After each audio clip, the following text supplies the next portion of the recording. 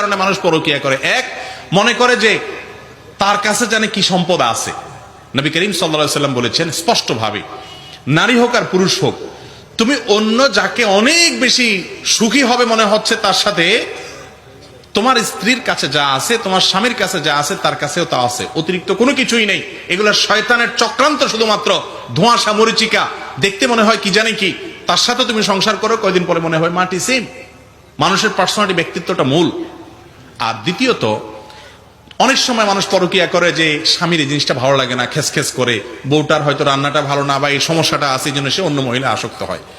তাদের জন্য নবী করিম সাল্লাল্লাহু আলাইহি ওয়াসাল্লামের আরেকটা হাদিস আছে, তিনি বলেছেন যে তুমি যদি তোমার স্ত্রীর, তোমার স্বামীর কোনো একটা জিনিস খারাপ লাগে তোমার কাছে, তুমি চিন্তা করো, দেখবা তার বহুত ভালো গুণ আছে। পৃথিবীতে এমন কোন মানুষ আল্লাহ সৃষ্টি করেন নাই যে শুধুই দোষ, কোনো গুণ নাই। এমন কোন মানুষ আছে? একেবারে যত খারাপ মানুষ হোক, তার মধ্যেও কোনো না কোনো ভালো গুণ অবশ্যই আছে।